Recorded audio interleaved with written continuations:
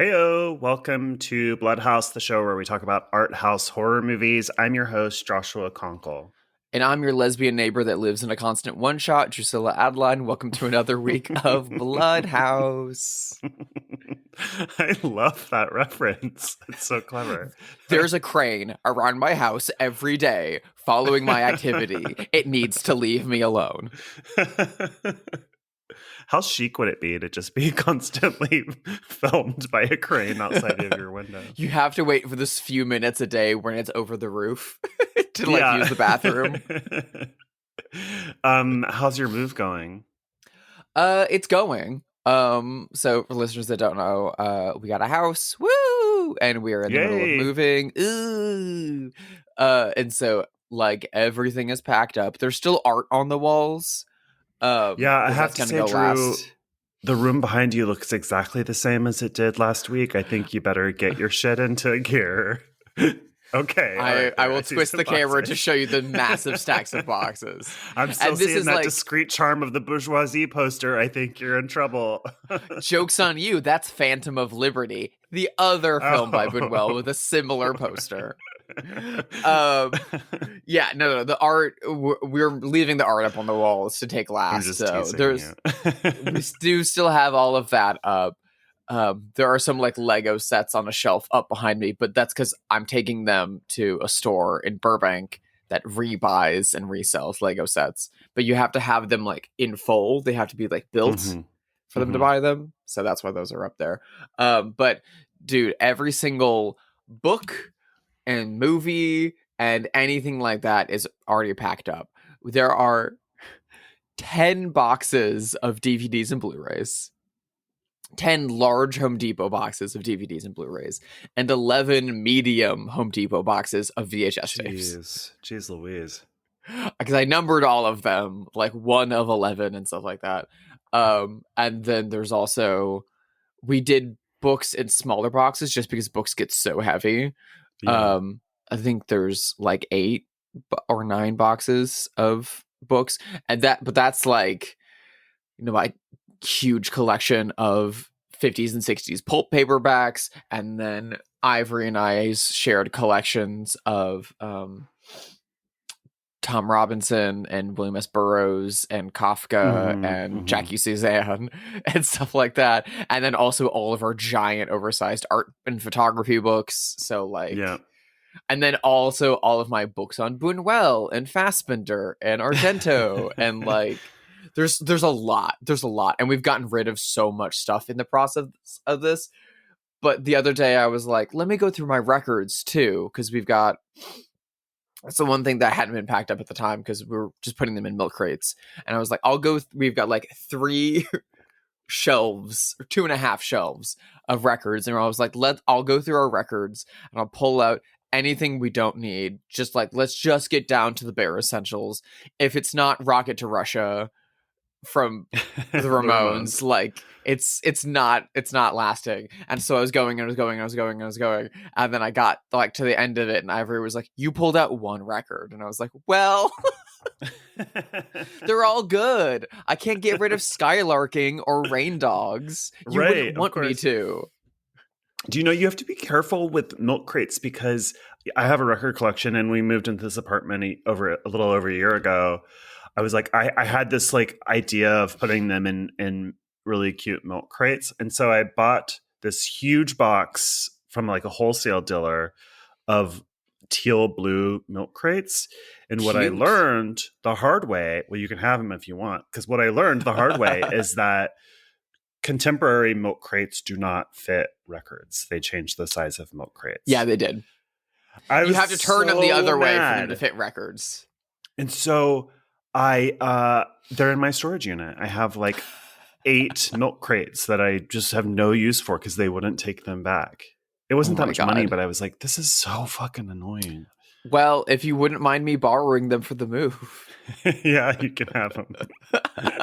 I packed up all of my laser discs, and it took 2 milk crates. Jeez, that's crazy. Woo! no. I have to have Russ Meyer on outdated formats. Come on. Of course.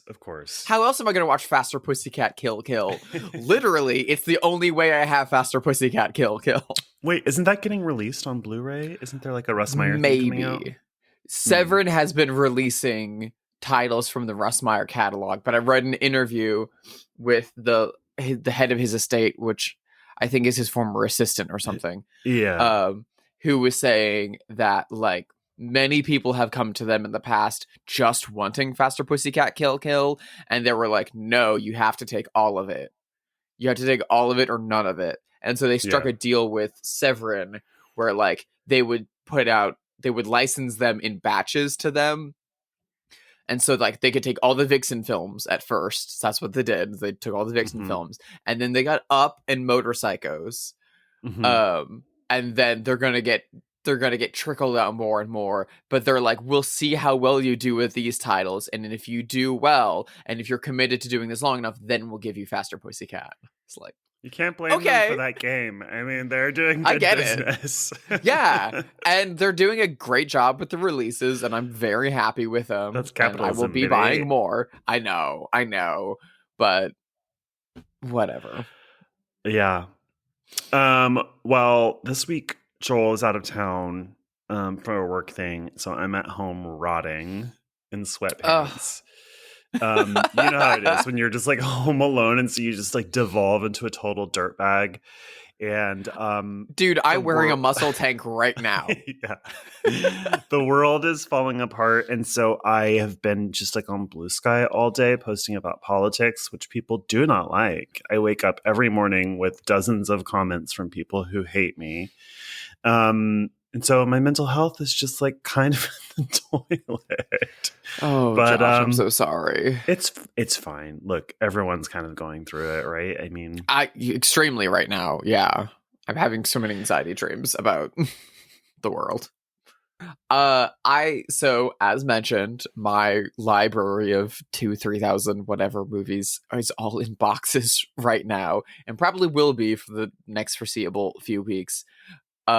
And so I am suckling at the teat of streaming to get my content fix.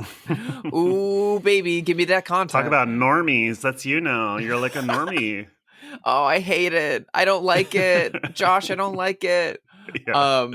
So, I mean, the issue is if I was just being like, I need good films, I would be going to Criterion Channel, Eternal Family, you know, streaming services with good weird shit and good Arrow's art got house some film stuff. Arrow's got some incredible stuff.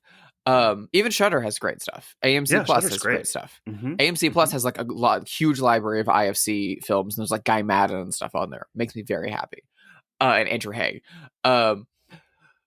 But because like every night is packing boxes and moving, and on top of that, I'm working a lot at the same time, I'm not able to watch those kinds of things. I have to watch kind of more like comfort movies and stuff or TV shows while I'm boxing or working or wrapping things in, you know, cardboard paper bubble wrap, essentially. That's like eco-friendly. And so I would be pulling off my shelves like, let's put on this crazy fun 70s movie, or let's put on The Hot Rock, or let's put on Out of Sight, like all these movies that I love and are cozy and I have on umpteen forms of physical media, or Beyond the Valley of the Dolls, or whatever. Girl Can't Help It. And instead, none of that is on streaming, and so I am stuck with whatever is on, you know, Hulu and Peacock and Monkfish and all the other ones. And so thankfully there's at least enough good movies between 17 or whatever different streaming services that I've survived. But I just want to shout out the best movie I've watched all week while packing, and one of my coziest favorite movies that I feel like got super overlooked when it came out, and it's Steven Soderbergh's Logan Lucky with Channing Tatum.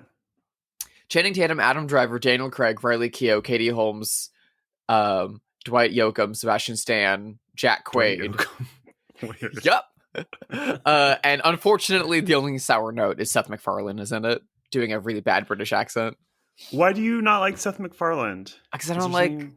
I think the insanely transphobic jokes he made through the run of Family Guy, specifically about Lana Wachowski, really make me want to throw him over a waterfall in a barrel. Okay. But I find him grating. I don't think he's funny. But it wouldn't be a Steven Soderbergh heist movie without at least one person doing a bad British accent on purpose. And Don Cheadle wasn't available, so... Logan Lucky's fucking incredible. It's like... it's a rural, like, redneck Appalachian heist film. No, are you serious? Yes. Oh my god. Yes. I had no idea. So... I to this day, I know so many people that love this movie, but are like, they marketed it so poorly. They marketed it as like a NASCAR film, and everyone was like, "What is this? I don't want to see that. I don't care about that." And it's from the director of Ocean's 11, 12, 13, whatever, and Magic Mike. So you've got Channing Tatum right there. You've got Daniel Craig auditioning his goofy Southern accent years before Knives Out, but doing so with like the trashiest bleach blonde haircut you've ever seen. Ooh. And then you've got Brian Gleason and Jack Quaid playing his brothers, also doing like comical Southern accents.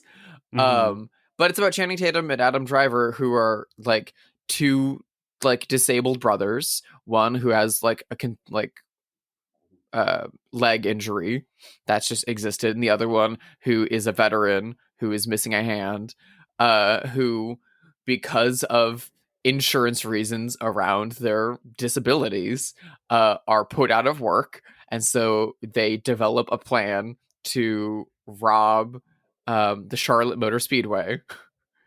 And it's stupid funny, and it's really good, and Hilary Swank is in it. Wow. And it's written by Steven Soderbergh's wife, Jules Asner, the author and journalist who was like a news anchor for years. Okay. And who Soderbergh's from Louisiana and she's from South Carolina. And so it like captures that world so beautifully. I find this movie so cozy and comfy. I'm of course from Indiana by way of Florida occasionally, and my partner is from South Carolina. And I find this movie like so goddamn cozy and so goddamn funny. And it has such a like DIY spirit. It's the first movie that Steven Soderbergh made after his like retirement in 2013, where he was like, I'm retiring, I'm not gonna make anything else, and then he made The Nick. It's the first movie he made back, and it's a big budget splashy movie with huge movie stars, and it didn't do well. And I think part of that is because A, mismarketing, and B, because it's set in Appalachia. It's set in the South. It's very much about these people that live there, and about how that life is good and great, and how there are systemic issues that are making that life difficult, and how these people can take that back for themselves. It's great. It's really, really, really, really good. It's really funny. It's really fun. And it's strange in the way that Steven Soderbergh's always going to make things just slightly off kilter. There's a moment in the middle of it that feels like it's out of Mulholland Drive, and it never gets mentioned again. Like, it's really, really, really, really, really fun. My friends over at Super Yaki recently did like a line of t-shirts based on it, and like trucker hats and stuff. So pleased. I think it's criminally underrated. Not enough people. I can't wait to watch this. I turn up for anything Appalachian, of course. I'm on record. I'm from Kentucky originally. I know I don't sound like it, but my whole family is from Kentucky. Appalachia is a deeply meaningful place for me. And to your point, there's a real prejudice against Appalachia and the South generally, but especially Appalachia, which is like so underseen, maligned, misunderstood. Speaking of Blue Sky, if anyone doesn't believe me, go onto Blue Sky, do a search term for Appalachia, and see how people talk about it. It's really shocking. I mean, there's like a deep level of antipathy towards the South and towards Appalachia because of our political divide. But you're probably misunderstanding the South if you hate it that much. I think you're completely blithely ignoring all of the oppression and political marginalization absolutely that these people face. 100%. And I think part of the reason Logan Lucky didn't do so well at the box office is because it came out in like spring, early summer 2017. So it was right after that election. And I feel like a lot of people felt like either antipathy or disinterest towards stories about people in the South. And they heard the Southern accents and they were like, didn't show up. Yeah, I will say we all know what Daniel Craig's Southern accent sounds like, and he's literally doing the Benoit Blanc, essentially. I love his Southern accent. I mean, it's so cartoony, but it's like so charming. Dude, he plays an explosives expert named Joe Bang, who is like covered in shitty tattoos and has like bleached blonde hair, and he's so goddamn funny. He's like in prison for the majority of the movie, and they have to break him out to do the heist, and then break him back in. It's so funny. But Channing Tatum and Adam Driver, who's a fellow Hoosier like myself, are like spot on. Their accents are so spot on. Riley Keough's is so spot on. I mean, she's Elvis's granddaughter. It would be surprising if she didn't.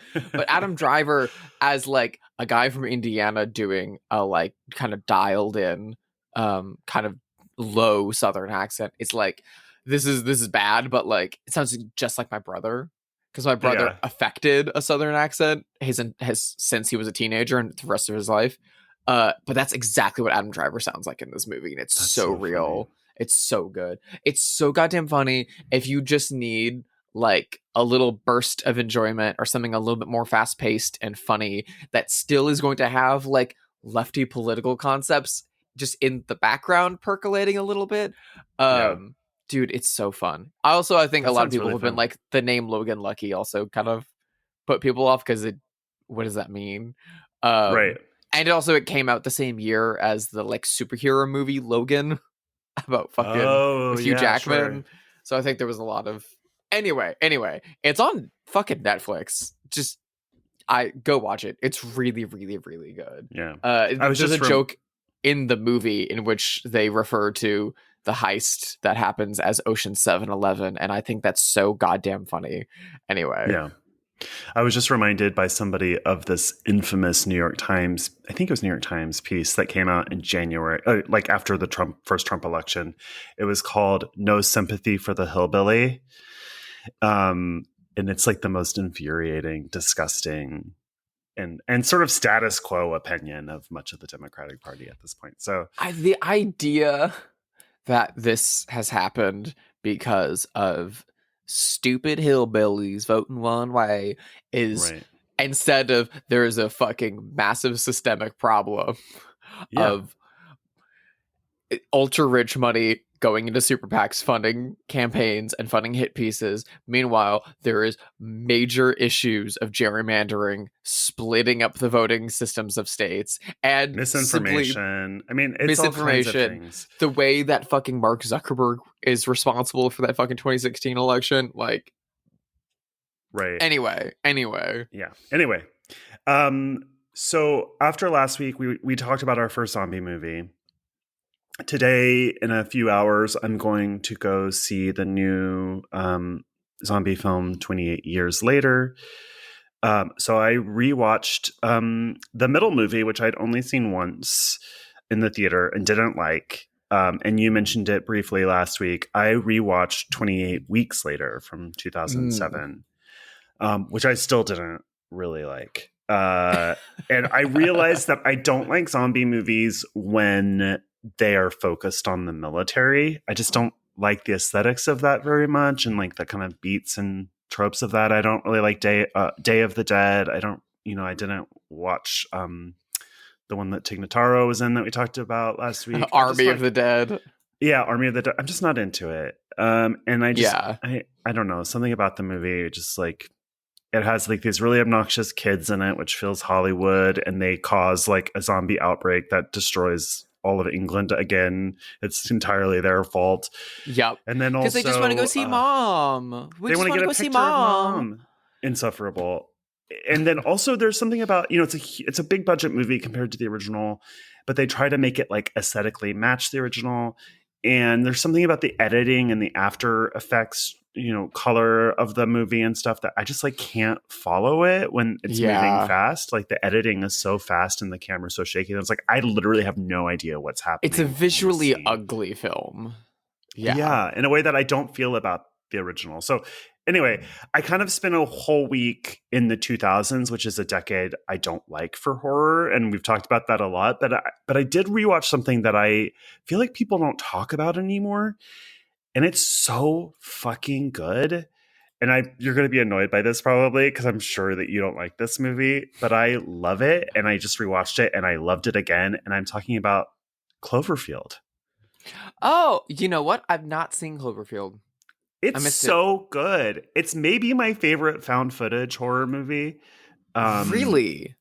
Which is not my favorite subgenre. I do like it, but it's really good. And I remember them filming it, and it's a great New York City movie. And weirdly, like all the times it takes them to walk from place to place is like oddly very realistic. Yeah, that's what I've heard, that they timed it out pretty well. Yeah, and I lived in New York when it came out. I saw it in Union Square, and I walked out, and there I was in Manhattan at night, which was like sort of jarring and creepy. And it's very scary. It's very fun. It has good characters. I guess my only criticism of it as a found footage movie is that everyone is too beautiful to be believable. Well, is it like Lizzie Kaplan the lead? Lizzie Kaplan is the most normal looking person. She's a side character. And she's beautiful. So it's like she's the most average looking person in the movie. So everyone else is like fully a model. And so it doesn't really feel believable in that sense. But everything else about it is great. It's really scary, great monster movie, very funny. I really liked it. And I just felt like people don't talk about it anymore. Yeah, it really kind of... It's funny, too, because I didn't know who made it or anything, and I'm looking at it now, that it was Matt Reeves, who has since gone on to make the Planet of the Apes movies and the new Batman movie and stuff like that. And I love that new Batman movie more than any of the Christopher Nolan ones. And like, it's no one talks about him as the guy that made Cloverfield. He's the guy that made the good Planet of the Apes movies and all that stuff. I mean, I guess we associate it with J.J. Abrams, who produced it. We do. I do think of it as, I was looking at the Letterboxd page, I was like, I thought J.J. Abrams made this, because I think he produced it. Yeah, he did. I remember I was sitting in my friend Robbie's apartment on Orchard Street on the Lower East Side, or somewhere on the Lower East Side. And there was all these weird lights and noises. And I was like, what's going on out there? And he's like, oh, they're filming this J.J. Abrams thing. It's called Cloverfield.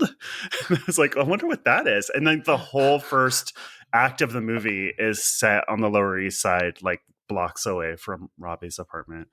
So it's just like a very special time. I mean, I think we were probably like doing coke and listening to the Strokes or something. You know what I mean? It's just like such a moment in my life.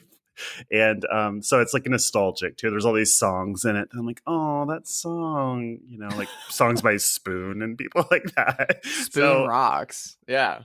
Very great 2000s movie. Very effective movie, I think. Very good mainstream monster movie. It just hits. I recommend it. I still haven't seen it. I know I need to.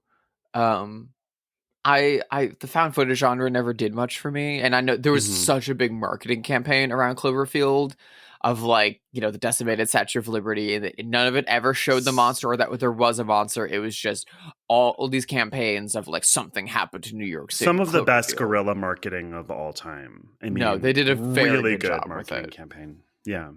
The thing to me is that like, it was so weird that they then took like 8 years or 10 years or something and then tried to spin Cloverfield into a brand, into like a franchise. like a Yeah. Twilight Zone-esque kind of thing.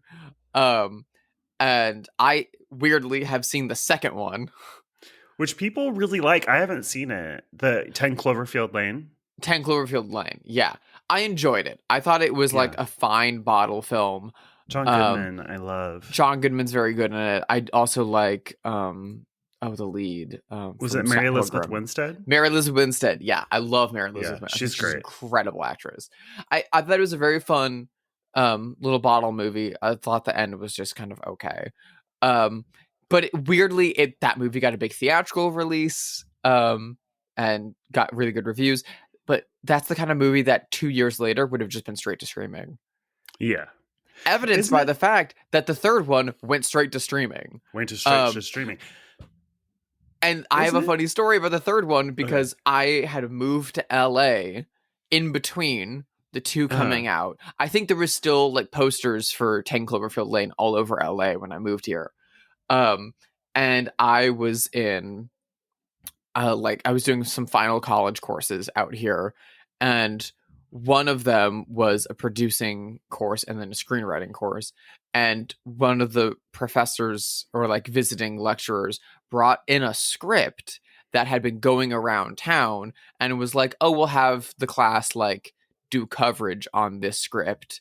Mhm. And every single person in the class was like, this is dog shit. This is awful. Like, here's all these notes on why this is really, really bad. And the like guy came back in and read all of our coverage reports and was like, so this is really embarrassing. This got greenlit. This is happening. This is getting made. All of you hate this. And we were like, yeah. And he was like, oh. And that, it was under a different title, but then it got turned in, the title was changed to the Cloverfield Paradox because they bought it up and made it part of that. That happened with 2 films. We read 2 scripts that were like hot and buzzing around town at the time. And famously, everyone hated the Cloverfield Paradox. So that like everyone hated Cloverfield Paradox when it came out, like famously deeply, deeply hated. Like, because there was a big Super Bowl commercial for it and it went straight to Netflix. So everyone watched it immediately and it was like, damn, that sucks. That's very bad. Okay. The other film that happened with, the script that happened with in that course, they gave us, it was like, it's a really hot film around town. People are really excited about it. And we want like, so this is an actual film script that's on actual executives' desks right now. All of you read it and give coverage on it. And every single person was like, wow, this is the worst thing I've ever read. They're not actually going to make this. This is a joke, right? You're not like, this isn't a thing that someone got paid to write. And he came in and was like, no, Warner Brothers bought it. It's getting made. And we were like, Oh, God. bullshit. And that was Collateral Beauty with Will Smith and Naomi Watts and Edward Norton. And Helen Mirren, like, when I tell you the worst script I've ever read in my life was Collateral Beauty. And dude, I worked a desk at Amblin DreamWorks reading scripts that were coming in because the spec scripts that they wanted me to read for like a potential new franchise sequel that never got made. But they were like, we want to find someone that has the right tone for this. So read all of these and you tell us which ones are good and which ones have the right tone for that. And I read some god awful, absolute like sci-fi scripts that were like, oh, it's about aliens and stuff, and it's deeply fucking racist. Like taking the like logic of a Western and applying it onto a sci-fi thing. And it's like, oh, you left all the racism intact. I read so many fucking things like that were like, oh, it's bad, but whatever. Collateral Beauty was the worst script I've ever read in my life. And when they were like, oh, they're making it. And you know what? Everyone saw that movie and was like, yeah, this thing's god awful. So yeah, I mean, look, people have bad taste, and that includes like gatekeepers. You know, every year there's this thing called the Blacklist, which is like the hottest. It's like the agents get together and make it. And it's like the hottest unproduced scripts, like the best unproduced scripts. And then, of course, a lot of those get made. And nearly all the time, the ones that I've seen, I was like, this is a terrible movie. Like, this was on the Blacklist. So, you know, there's just no accounting for taste. Here we are.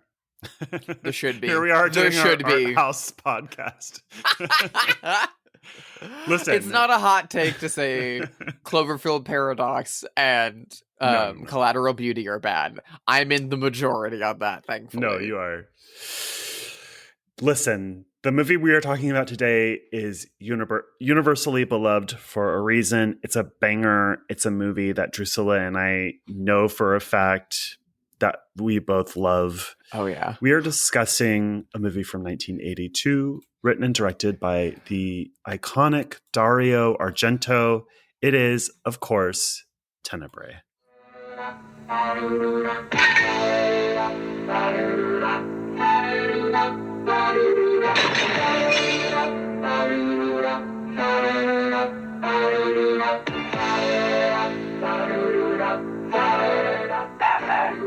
Filthy, slimy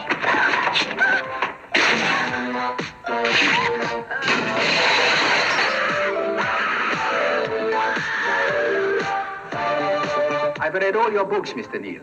The book deals with a murder committed with an old-fashioned open razor, right? This girl, too, was killed with a razor, and your book's pages stuffed into her mouth. Can I ask you something? If someone is killed with a Smith & Wesson revolver, do you go and interview the president of Smith & Wesson? Peter, you can't let me down now. Wow, wow. Boo-doo-doo-doo-boop. The danciest Giallo score ever. If this came on in the club, I would go crazy. I think for me, like this and Deep Red. Deep Red does have a really jazzy, fun score. I know. I was going to say, I think that they're both like some of the most quintessential Giallo movies. Like when you think of like what a Giallo is or should be, or like the definition of a Giallo, this is one of them. So for me, I've always kind of said that if I had to teach a course on Giallo films, I would show 4 movies. Mm-hmm. And 3 of them are by the same person. So if you just had to do like Giallo 101, chronologically, there's 4 movies. There's the movie that birthed the genre, Blood and Black Lace, which we've talked about, Mario Bava. And then there's the movie that reinvents the genre, which is Bird of the Crystal Plumage, Dario Argento. Mm-hmm. And then there's the movie that perfects the genre, which is Deep Red, also Dario Argento. And then there's the movie that kills the genre because it's so postmodern, and that's Tenebrae. I totally buy that syllabus. That's a great syllabus, I think. And then, of course, you fit in, all your Sergio Martino and Fulci and Umberto Lenzi and stuff like that as homework. But those are the main 4 that's structured around, because that's really the life cycle of the Giallo genre. Like, we had the birth of it in the mid-60s off of the Bava films, and we got a spattering of inconsistent, great, but slightly more Hollywood and melodramatic Hitchcockian Giallo films. And then that tapers off, and then Argento comes back in 71 with Bird, and then he blows up but like crystallizes the genre. So that's when we get, razor blades, black leather gloves, sex crimes, that's the whole thing. And then that runs, there's so many of them between Italy, Spain, Germany, and France that get made between 71 and 74. There's so many. And then to the point that Argento dips out of the genre and then comes back in 75 with Deep Red in a way that's like, I did it. This is the one. We're all done. And the genre kind of falls off. And then he comes back again with Tenebrae to fuck it up entirely formally. And then there's kind of no more after that, because then we're on to splatter movies and zombie movies and other things like that. I mean, the only thing about this movie that makes it like a little bit less than the quintessential Giallo is that it's from the 80s and not the 70s for me. I mean, there are plenty of Giallo movies made in the early 80s, but like when I really think about Giallo, when I close my eyes and imagine images from Giallo, mostly I'm thinking about the 70s. I'm either thinking about the 70s or I'm thinking about the late 60s. Yeah. Yeah, I guess that's true. So setting it in 1982 when it was made and stuff like that, and everyone's wearing like pastel skirts and stuff like that, it feels a little like, oh, okay. However, this was my first Giallo film. I mean, it's So a it good doesn't one to start it doesn't with. feel out of place to me because this is Right. my core. This is my like centerpiece. As many films we've discussed on this podcast before, I saw this for the first time at a 24-hour horror marathon in Chicago when I was in college. Mm. This like I know Targets was among those we talked about. The Haunted Palace was among those that we've talked about. There's probably a few others. I feel like I talk about this too much, but it was a really big, important moment in my life going to this 24-hour horror-a-thon. And around like 2 a.m. they put on Tenebrae. And I'd never heard of it. I'd heard of Suspiria. And I had maybe seen some scenes from Suspiria, but I hadn't seen Suspiria in full. I'd never heard of Tenebrae. I knew John Saxon only from Nightmare on Elm Street. Yeah. And when it started with like, it just opens with like the fireplace and the book and like the super fast, like zooming through the pages, I was immediately like, what in the fuck is this? I have no idea what this is. And it blew me away. Something crazy. And I remember it was the biggest takeaway from that day. And when I took the L back into the loop, I remember texting my friend Lauren and being like, I had a great time. Holy shit, that was so good. What the fuck is this movie, Tenebrae?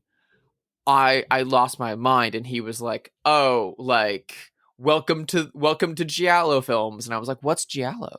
What's that? What is this?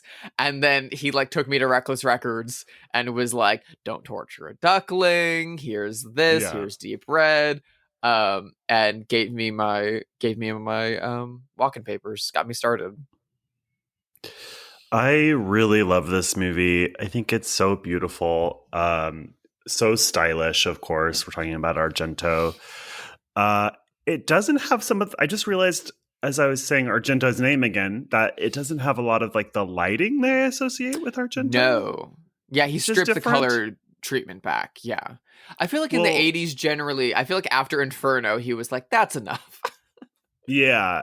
You know, I understand people want to move on from things, so they felt like they've explored something enough and they want to move on. I also but it's think also... the color lighting for him was only in the Supernatural films. I know it's heavily a part of his brand, but it's kind of only in Suspiria and Inferno. Oh, is it he doesn't really do it in Deep Red. He doesn't really do it in because for him, the Giallo films are really like crisp. They're really clear. Yeah. They're not like visually muddied in that way. Not that that's muddy or bad, but like it's really about like really precise, brightly lit scenes and dealing with darkness and shadow. It's a lot of like Hitchcock and film noir influence visually. I guess I was thinking of that because some people have said that this is his response to criticism of his earlier work. Oh, you could feel it. Yeah. Yeah. So I was trying to like think of differences between this, but you're probably right that I was just thinking of, you know, Suspiria, which is probably the Argento movie that I've seen the most. Yeah. I mean, probably same.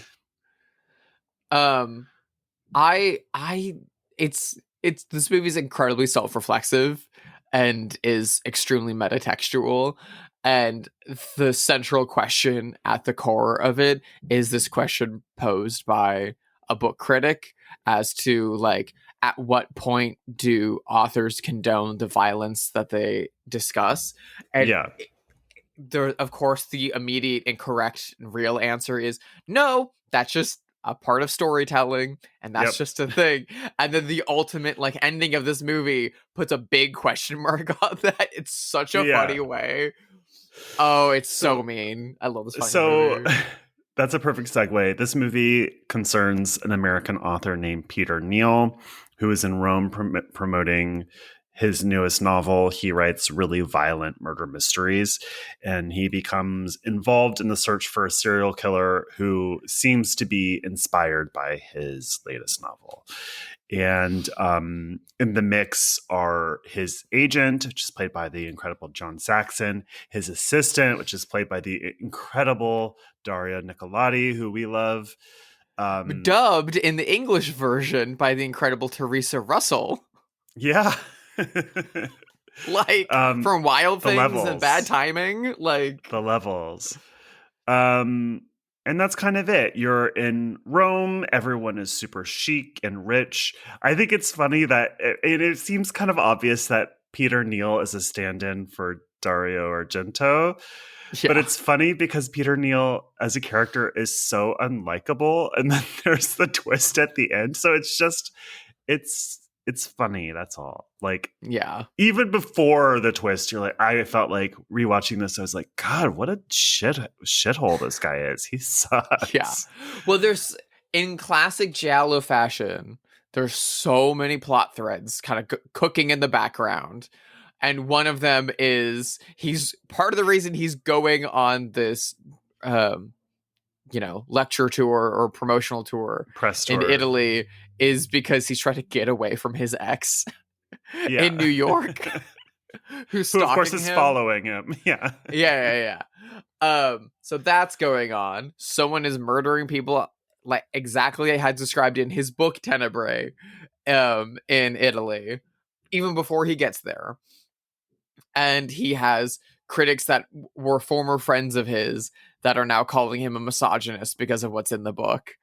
And there are other critics who are like seemingly from like a super Christian fundamentalist space being like, I loved your book. These fucking whores and prostitutes really need to get it. You're right. You're right on the money. And he's like, whoa, no. So it's really funny, like all the metatextual elements that Argento's been able to put into it. But it's also funny that the like stand-in is an American named Peter Neal, which feels like an anime being like, oh yeah, the American over there, Peter Neal from Chicago, Illinois, from Chicago, America. Like he says he grew up in Rhode Island at some point, which feels like not a place that any American is actually from. Although I know that they are, of course. But it feels like he's supposed to be from Long Island, but then he says Rhode Island, and you're like, okay. He's played by Anthony Franciosa, who's a really big American actor. He was like a big heartthrob in like the 60s and stuff like that. He was in Facing the Crowd. He was in Across 110th Street. He's like the mafia guy in that. Long Hot Summer, The Drowning Pool, Death Wish 2. I know him most from the Raquel Welch skydiving movie Fathom, which is insane. He's just kind of a like, oh yeah, that guy. He like could have been a big, like chiseled, handsome lead, but he was like just a little too bland and a little too Italian for American audiences in the 1960s. And so he's lovely as the lead here, introduced riding his little bicycle across the Brooklyn Bridge. Yeah. He's biking to the airport is psychotic. It's psychotic, especially in New York. Like biking to JFK is psychotic for sure.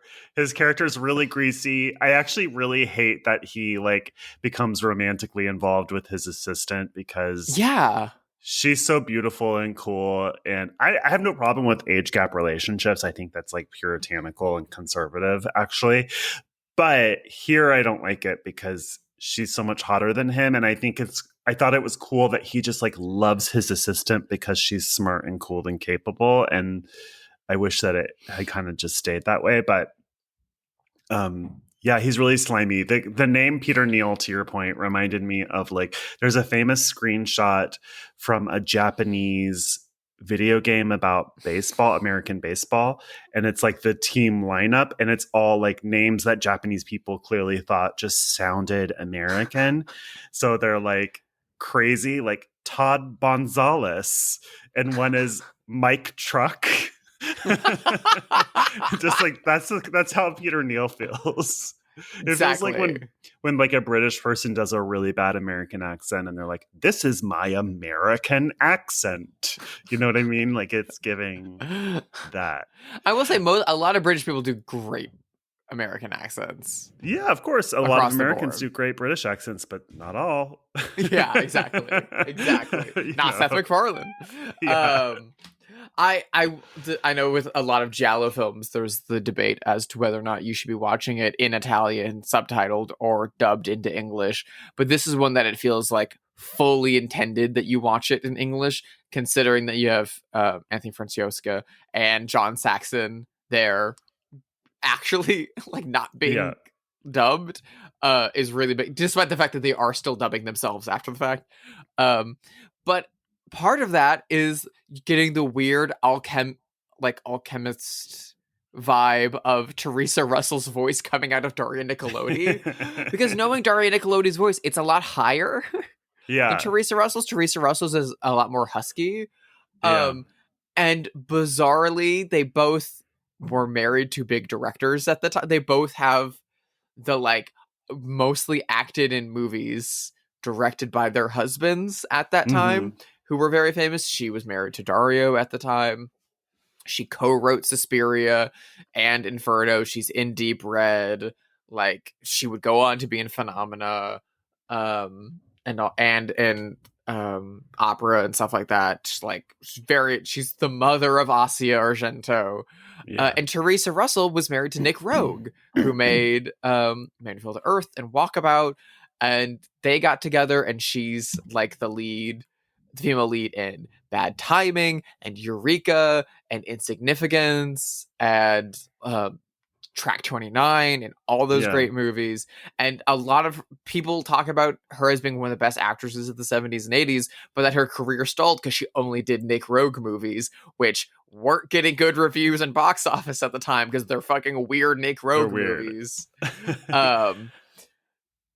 It's so weird to hear her voice in this, but she's great at it. Yeah. I love Daria Nicolodi. I think that she is like so beautiful and chic and charming. She's like one of the best, like, she almost always to me feels like a Gal Friday from like 40s movies. I was like, just about to say she's got that like Rosalind Russell or like Kate Hepburn energy, but there's something fucked up behind her eyes. You can tell she's married to Dario Argento, or was married to Dario Argento for a reason. There's a little something fucked up behind her eyes. So she's got that like happy-go-lucky, like happy to be here. Like, I'll give you the witty banter right back to you. But you're like, oh, she could have a knife behind her back. I fully believe that she could commit heinous murder. And that's a very important part of her character. I love too that we have a very chic, queer-coded killer here. It's like the classic Black Gloves thing, but then he also whispers, and it's like he sounds like a cartoon snake, like Nagaina from Rikki Tikki Tavi. Like, he's like, yes, I killed them all. Or like with George Sanders in The Jungle Book. Like, I love it. We'll get this. I love it so much. It's real.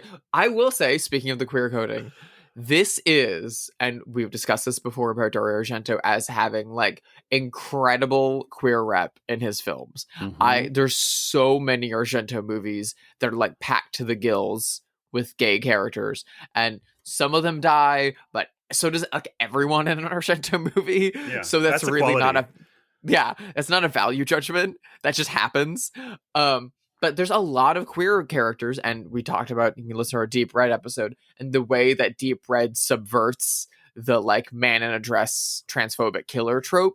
It like tees it up and then doesn't do it, which I think is so great and so funny. Tenebrae, and this is why this is a Pride Month episode. Tenebrae is his most LGBTQ film ever. It gets the LGBT EGOT. It hits it out the park. We get one of each letter. It's I so love good. The like poly lesbian couple so much. Yeah, the like open lesbian couple that one of them clearly does not want to be in an open relationship. That's how it is. We get such a great like look into their relationship. That's like treated very serious, and these women have like full respectful lives, and they clearly have a great record collection based on the needle drop of the score she puts on. I love that the score turns out to be diegetic. Yeah. Like, it's so good. It's in a movie called Tenebrae, in which the main character wrote a book called Tenebrae, that Yeah, all the everything murders is that we like are meta. seeing has happened in that book. Of course the soundtrack would be available on vinyl in the movie. It's so good. If my neighbor was blasting Tenebrae soundtrack, I'd be so happy. Oh my god, I have to go on a tangent really quick because my new neighbors, who we call Jezabella because their names are Jeff and Isabella.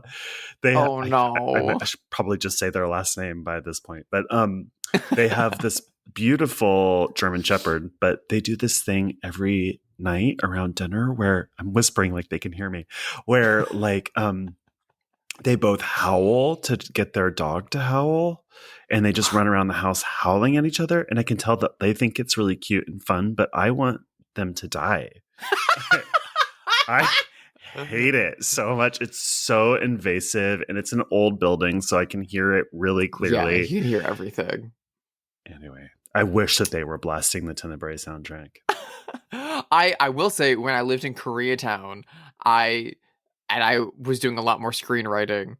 There was a week in which I was writing a script that was very like murder mystery, horror, giallo and tinged, and I wanted to like get the vibe right, and so I could focus while I was writing it. And I was living in a shithole apartment in Koreatown that I was subletting from my friend's drug dealer.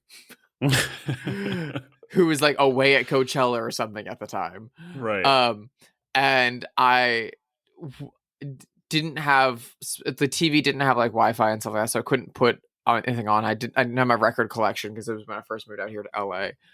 But there was a like Blu-ray player, and I had a Blu-ray of Tenebrae. And so I put the disc of Tenebrae in, and the menu just plays that main theme in full on a loop, and then it plays it back over again. I think it was like the old Arrow Blu-ray. And so I just cranked the shit out of that menu and then just played that song like all night for like almost an entire week straight writing that script. Yeah. And you know what? I'm still not sick of that song, but I'm sure those poor people that lived near me were. I'm sure they were. I do feel bad about that. But I love the score.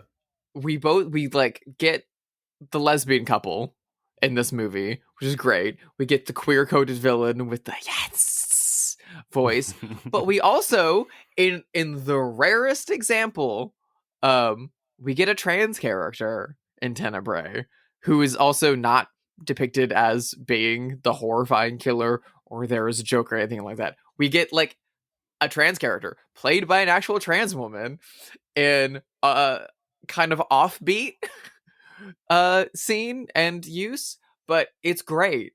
So the model and actress Ava Robbins 'S is in this, and a series of flashbacks that happen at a beach in which she's hanging out with a bunch of boys, and then whatever kind of killer POV flashback we're in, whoever's flashback we're in is having memories, dreams about meeting up with her, and all these kind of like very gay boys that she's hanging out with, and tries to get with her, fails, and then gets pushed down to the ground and gets her high heel shoved between his teeth.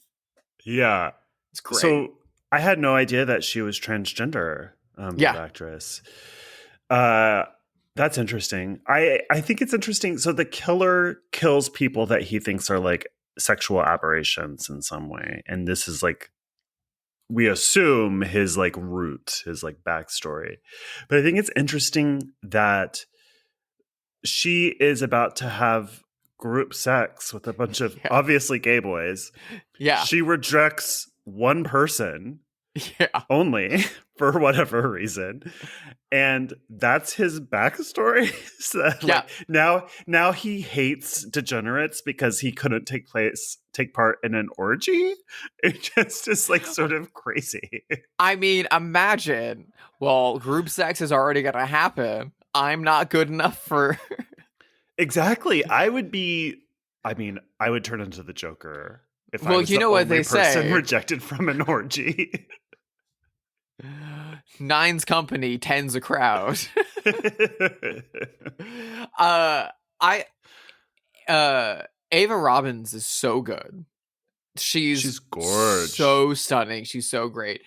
After this, because it's a small sequence, but she keeps popping up throughout the movie. Yeah. She, based on her success, actually, this is before she got cast in Tenebrae. Based on her success as a model, she was a star in 1980 in a like queer trans like Bond-esque exploitation movie called Ava Man that she's the lead in which she plays a character who is, and I'm going to use extremely dated terminology, and I apologize up front, but it's because it's how the movie itself describes the characters in it. She is a born hermaphrodite, a phrase that I hate because it's not real. Mm-hmm. Intersex is an entirely different thing than this like cartoonish made up whatever. But it's about her like helping out a like professor that she's friends with steal like a sex maker device from like evil terrorists that want to take it, and her girlfriend are gonna stop those evil. It's like bonkers and super fun, and it got a sequel also starring Ava Robbins. Wow. And the idea of like in the 1980s Italian producers being like, let's make a sexy funny exploitation movie starring a trans woman about her being trans is so awesome to me. Yeah, it's great. So cool. Ava Man just got restored. It's on, and its sequel, The Return of Ava Man, is out on Blu-ray. And like, dude, I recommend it. They're so fun. Yeah, anyway, that's just a tangent because I love her and I love Tenebrae, and I love knowing that it's not just a one-off thing. Like the I feel bad not knowing her name, but the big trans model that was in the James Bond movie For Your Eyes Only, who's like, she's like one of many Bond girls like in the background in a pool scene that forever since then has had every James Bond dude bro being like, there's a trans person in that. Gross. Do you know that one of the James Bond girls is a boy? Ew. Awful. Meanwhile, she's a fucking like icon of queer civil rights in England. Anyway. I have to ask you a question, and in order to ask it, I have to spoil the twist at the end of this. So, listener, if you have not seen this, stop listening now. Go watch it because I'm about to spoil. Please do not have it spoiled for you. There's like 3 twists in this movie. There's like a bunch of twists. There's a lot of them. I don't want you to. Go in cold. Go enjoy this movie. It's streaming. It's on Shudder. Go watch it for yourself if you have it. You're gonna have so much more fun. So, in the flashbacks, we spend a lot of time focusing on the girl's red high heel shoes. Yeah. Then John Saxon is murdered in broad daylight in a piazza, and a crowd gathers around, and we focus down on some red high heel shoes that are speeding away, kind of implying that that this is the killer. The killer might be a woman. And it's kind of a red herring because the killer is not a woman. In fact, at this point, the killer has switched from being the book critic to being Peter Neal himself. So my question is, did Peter Neal dress in drag to kill John Saxon in that piazza? Is it in like Dress to Kill style? Or is it just a red herring meant to distract the audience? I think it's just a red herring. I think you're probably right. Because of the killer switch in the movie, which is so good. Genius. The first time I saw it like at 2 a.m. after watching like 7 other movies, it really like took me by surprise. And in my memory of the first time that I watched it, I remember there being like 3 killers or something like that. There was like a lot more than just the 2. I will say, listener, if you haven't seen it and you kept listening, that's not the last twist. There's like another twist. So don't feel like it's totally spoiled. Yeah, there's still more. And so like but also like, you know, Well, I think Peter Neal does say that he killed him later, but like it, the movie leaves That's just it open. some other woman in red heels.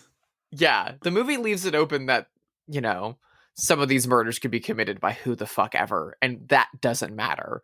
Like, this is a quote unquote whodunit that it really doesn't matter who done it.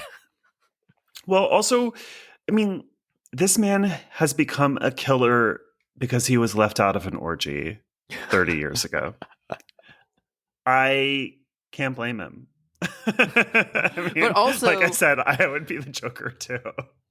But also, it's implied through the film that he would like just had that in him and was just writing these novels to kind of like get out that impulse. And then when the book critics started killing people in Italy to impress Peter Neal, then he was like, oh, I can start getting away with murdering people and people will think it's that guy. Yeah, I mean, he wants to he wants people to think that the killer is still alive and killing just long enough for him to kill his ex-wife, which I also relate to because I deeply hate my ex-husband. and relatable. Yeah, but he's not content. Following you to Italy, and you're not planning murder. So, although he did move to LA, and I tell you what, I do feel like I have Michael Myers living in my neighborhood, and I'm just gonna like run into my ex-husband at any moment. Yeah, I know. I saw your play.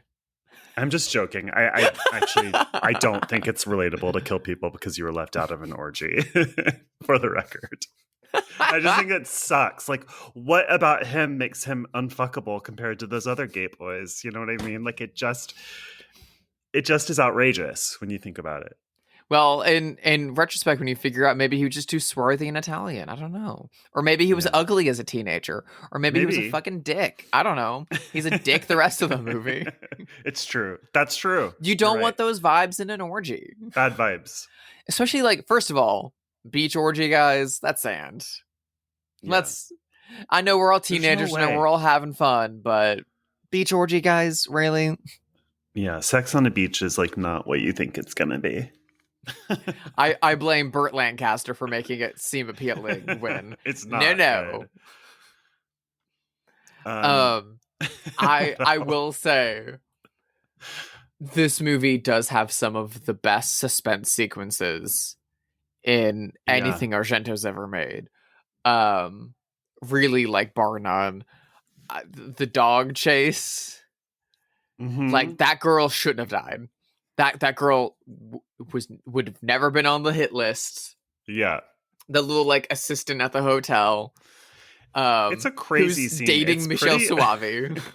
It's really unbelievable, that scene. Not that I don't mind, but it's like this is a lot to take. Oh, the dog jumping over the fence. Well, that I believe because we watched the dog do it. I believe that dog can do it. But I just like the fact that she randomly ends up in the house of the killer because a dog chased her there feels crazy. Like an executive would be like, this is not believable. I like that. And I think that starts to happen a lot in more of Argento's later films, especially like the beginning of Phenomena is a similar setup because, things happen. We can't control life. And if you are going out to commit a bunch of murders, you're going to have a bunch of evidence of the murders you're committing, probably in your home. And you don't know when someone's going to get caught out in the rain and be like, oh my God, hey, I need to come in, and then see all your evidence of that you're a murderer. But the fact that she's already loosely connected to the killer and gets chased by a random dog and ends up in the killer's home, I don't mind. I mean, it's like, I'm not expecting this movie to be like finely woven Hitchcock film, even though the movie is incredible. But it was noticeable to me. Like, that seems like a lot to buy into in a way that I'm willing to, because I like it. I like the movie, and so I'm like totally willing to, but it's just funny. I like how Argento uses coincidence. I mean, he also uses coincidence in Deep Red. I like how because it helps build the suspense and it builds the tension. He really uses it in Deep Red to build the mistrust between characters. The idea that like Daria Nicolodi could be the murderer or his friend, the pianist. The fact that like let's also be honest, the fact that the person who the killer is in Deep Red is that connected to the main character before the movie even starts is also crazy. Yeah. Again, not to spoil Deep Red, but we already done an episode on it. Please go watch it yourself. But like the fact that those two characters already have a point of connection that close before Deep Red even kicks off is crazy. Yeah. And but life is full of coincidences, to your point. Exactly. Argento uses coincidence similar to like Final Destination or something like that. This idea of fate, this like machine that is like moving characters towards a climax. And it's, you know, a very like mousetrap way of writing a screenplay. But I think that works extremely well for the thriller genre. I think that's what that genre is based on. And we do leave our disbelief at the door, but also like weird shit like that happens. Yeah, I remember seeing The Worst Person in the World with a bunch of friends, and everyone after the movie was like, I didn't like the ending. It felt like too coincidental. And it was like, I don't know. Have you ever been alive on Earth? Like that's the exact kind of bullshit that life plays with you. You know what I mean? Like, I feel like I've experienced that so much in my life. Like the sort of dramatic irony.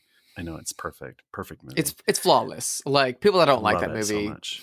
kick rocks. Like anyway, I will say the thing that's so great about the suspense sequences in this is that they're then met with some of the most insane gore Argento has ever done. So not only is he winding the watch so tightly for all of those suspense sequences that you really feel ratcheted up in your seat.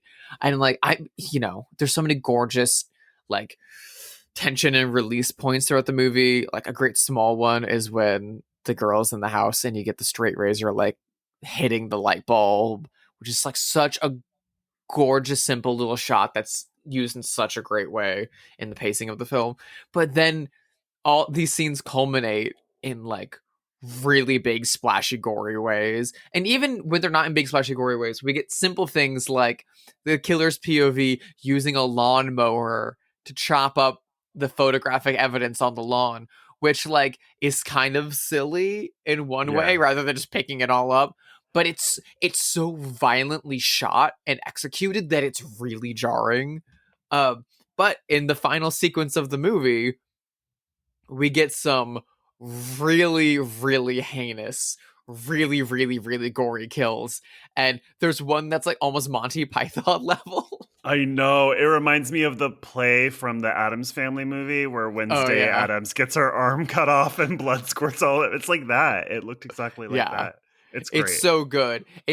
And you know, when I first saw it, it took me so by surprise, despite the fact that it's like clearly shot and framed in a way of like, that's a fake arm, and we're leaving a bunch of negative space in the frame for this.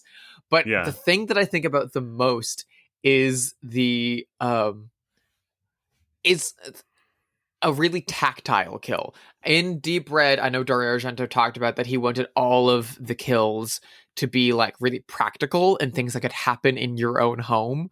So like falling on a piece of glass or like hitting your head on the corner of a table, and like it's really like things that could kill you by accident, which is fucked up. Getting hit by a truck. Being stabbed by an automaton. The automaton doesn't stab anyone. I know. But the final big death in Tenebrae is so disgusting because it's so tactile. It's an objet d'art, right? It's this big sculpture with all these little very sticks and Delia Dietz. And it impales a character. But one of the most fucked up things to me is that there are these like, you know, pieces of sheet metal that are folded over into a cone and they don't fully connect at the end. There's like a little gap. And so it like punctures a character pretty largely. And then they're like cutting their hands on the sheet metal, like trying to pull it off of themselves. But it's so slippery under the blood and the fact that it's like a canonical piece of sheet metal, and they keep like cutting their hands and slipping. It's so fucking disgusting. It's great. it's one of the most tactile, like, because of the way that it's shot and the way the hands keep moving, you can feel it. It's so fucking gross. Yeah. It deeply gets under my skin. I think this movie is gorgeous and wonderful, and I love it. And I gave it 5 stars on Letterboxd. But And let's you'd be move on. right. I'm right. I know I'm right about this one. Let's move on and play our favorite game, Have They Seen It, where we speculate wildly whether notable figures have seen this movie. This is a person who I've loved for half of my life. I'm really mad at her right now, though, and I don't know if I'll ever forgive her. I'm talking about... No, but it's along a similar line. It's Natasha Lyonne. Oh, I don't think I can forgive Natasha Lyonne until she gets rid of her AI company. I'm so mad at her right now about this AI stuff, but I've loved her my whole life. And so I'm really having trouble reconciling this part of her. And I've also heard now that she's like a total monster. So that I don't love that either. To work with, I mean. But she loves movies. Like a huge movie hound. She's part of the reason why Out of the Blue got re-released finally. So do you think that flat out her name is like on the restoration? Yeah, her and Chloe Sevigny did it. Do you think that she has seen Tenebrae?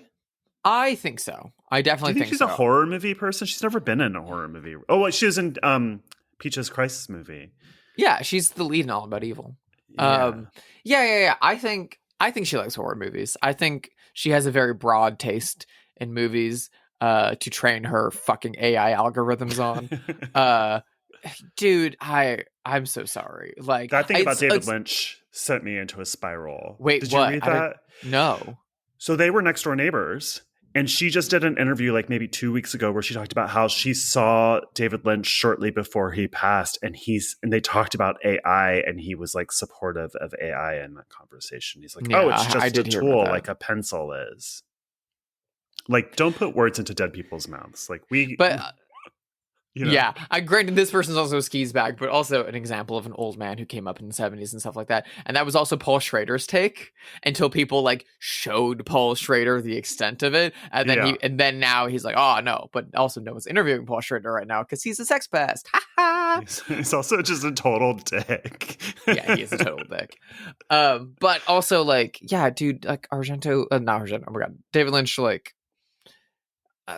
was just maybe he said that, but he's like, dead now, and that's a controversial issue, and just, you know what I mean? Now you've put those words into David Lynch's mouth for all of eternity. Yeah, exactly. I know someone else who said that about another filmmaker who recently passed away, who made Spin Me Round and The Little Hours. He was married to Aubrey Plaza. Oh gosh, I don't know his name. Yeah. I didn't even. That was crazy. I didn't even know she was married, and I kind of know her, and I didn't know she was married. Jeff Baena. Yeah. Jeff Baena. Yeah. Yeah. Who unfortunately took his own life last year. And there's a like photographer person that I know that's like gone really far down the AI rabbit hole, and like now everything she does is like all AI generated dog shit. And when Jeff Baena passed away, she posted this whole thing about how like the last conversation we had was about him saying that AI is the future and that I need to really like take it further. And I'm like, don't do that. Like, yeah, don't use his death to justify your bad choices. Like it's so weird to me. I don't like it. Yeah, I don't like it. I don't like it. Anyway, Natasha Lyonne is also in my black books right now. Yeah. I don't like, but I will say I know someone whose mother knew Natasha Lyonne in the like mid to late 90s, and they grew up in New York, and apparently Natasha Lyonne and her boyfriend at the time would come over a lot when he was like a toddler or something, and like come over with insane movies from Kim's Video. And so my friend is like, I technically saw really fucked up shit really young because Natasha Lyonne was watching it on our couch. He's like, I have no memory of these things. My mom just says that this happened. And I'm like, okay, that's weird. But yeah, she has a very eclectic taste. I'm sure she's seen Tenebrae. Okay. The person that I'm thinking about, it's probably an obvious yes, However, the whole movie, I always think about this one person, which is Tenebrae is about Peter Neal, a big, super famous horror author who, you know, Argento is kind of using as a stand-in for himself, but who is also a stand-in to a large degree for some audiences for Stephen King. Do you think the literary master of horror, Stephen King, has seen Tenebrae? I think so. Yeah. Yeah, I think so. I mean, he probably sees everything, right? I think, yeah, you'd think so. Like, and He also, like, I think has good taste, actually. I'm Googling now to see if like there's any any like photos of the two of them together. If they've like met. It's And hard to know because Argento is so Italian and Stephen King is so American, and I don't know how much they would overlap. Yeah, that's true. I know Stephen King like was friends with is friends with, they're both still alive, is friends with Clive Barker, and like was friends with George Romero, and George Romero and Argento made Two Evil Eyes together. So like, yeah, it's possible. I'm sure they've met. But I've also heard so many stories that Argento is like a very like sickly, weird, cantankerous man that like doesn't get along with people. yeah. Clive Barker Cool. is pretty poorly these days, but is not like that. Apparently very friendly. I know he was friends with my old boss Roberto, the showrunner of Sabrina, which is why the witch school where Sabrina goes, all of the paintings there are Clive Barker originals because he loaned them to That's Sabrina. So cool. Yeah. That's so cool. Well, very I friendly, nice person. I have heard that Clive Barker hasn't been in good health of late. Yeah. But every story I've heard about Argento going back to the 70s is that he's always been just like pale and sickly. The famous story from the cast of like Irene Miracle and stuff from Inferno is that Argento met them in pre-production for casting and then was too sick to be on set most of their days, and that Mario Bava directed them. Which is insane. They're like, he was just like, he was very sick. He was very pale. He was frequently not on set and not around because he was ill a lot. Mm-hmm. Like, weird dude. Love him to pieces. Weird dude. Yeah, I'm sure Stephen King has seen this. And I also feel like Stephen King just like can just munch down on a giant tub of popcorn while watching Tenebrae and just cackle his whole way through. He's got cool taste. I mean, remember when he went to bat so hard for The Witch when it came out and was like, this is the scariest American movie in years. Dude, the amount of movie posters that I've been sent pull quotes from Stephen King to put on is really high. I bet. Stephen King puts his people will like independent filmmakers will send their movie to Stephen King to get a quote from him, and he'll just tweet. He'll watch it before it comes out anywhere, and he'll just tweet about it, and that's what they want. And then they'll stick it on the poster. They'll take his tweet and stick it on a poster. Well, why shouldn't they? I mean, who's a bigger get in the horror world than Stephen King? Nobody. It's such a stamp of like, yeah. My read on him is that he has cool taste, but his taste is maybe like too generous. Like I see him like praise movies that I think are like 3 starsy. Yeah. But I love him. I am thinking of somebody who is hot right now. She directed The Substance. I'm talking about Caroline Farge. Coralie Farge. Wait, what did I say? You said Carolee. Carolee. What is her name? Coralie. Coralie Farge. Do you think she's seen Tenebrae? She's definitely seen Tenebrae. I don't see how you get to a certain level of making and wanting to make, Revenge and The Substance and stuff like that without having a really thorough knowledge of Argento and stuff like that. And Tenebrae is like such a gateway drug movie that it, like, on the one hand, it's a huge Giallo 101 movie, but it's also just a huge 80s slasher. Like, in the pantheon of like, here's the great 80s horror movies, it's like, despite it's being a foreign film technically, it's up there. Like, it's up there with Nightmare on Elm Street and shit like that. It's like genuinely that good of a banger. And I feel like once, I know normie audiences to a degree are like Nightmare on Elm Street, you know, Friday the 13th and all those sequels and stuff like that, and The Thing, and that's what, like, you talk to people that are just getting into horror and that's what they know. Once you go one level deeper than that, boom, there's Tenebrae. There's Tenebrae. Yeah, I mean, that was my experience. I was reared on those like 80s horror movies. That's like my backstory. And the first kinds of these movies that I encountered were probably like Suspiria, Tenebrae, Pieces, maybe. Yeah. Like, that's kind of the level. I totally agree.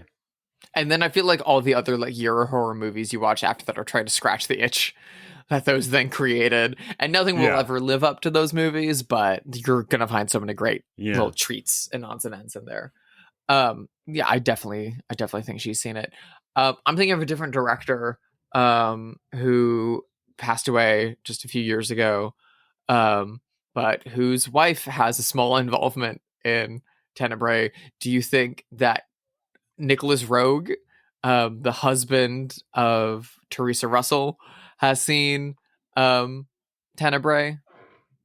It's also so weird to me that Teresa Russell is in Whore. She's the lead in Whore, directed by Ken Russell. No relation. That's not the director she's married to. She's married to the other experimental British director from the 60s. I feel like no. And I think that, do you think Nicholas Roeg would be into this kind of movie? I mean, he made Don't Look Now. Yeah. He does have a taste for horror films. Does he? I mean, I don't know based on Don't Look Now. Yeah. But also I feel like, you know, Cold Heaven is a little horror adjacent. I think he worked as like the DP on Mask of the Red Death. He also made The Witches, you know, the Roald Dahl movie, but like, true. So I feel like, you know, there could be an argument for it. And like in the scope of his career, Tenebrae comes out in 1982. He made Bad Timing with Teresa Russell and Art Garfunkel in 1980. And a deeply not funny, very great, very serious, fucked up movie. And then he again reteamed with Teresa and then Rutger Hauer and Gene Hackman for Eureka, which I think is deeply underrated. The year after in 1983. So I guess to me, I think of Nicholas Roeg's work as like so subtle and minimalist and kind of quiet, as opposed to like the maximalism of Dario Argento. And so I guess my first inclination is to think that he either hasn't seen it or wouldn't respond to it if he did. But again, some people really like work that's very different than their own work. And I don't know. Yeah. I guess my gut says no. Yeah, my gut says yes. And I'm trying to back that up in my brain, but I'm also like looking online also to kind of be like, did they ever meet? Are there any photos of them together? Is there any pull quotes from one mentioning the other? And I can't find anything. So I mean, there's no way of knowing without asking Teresa Russell, I guess.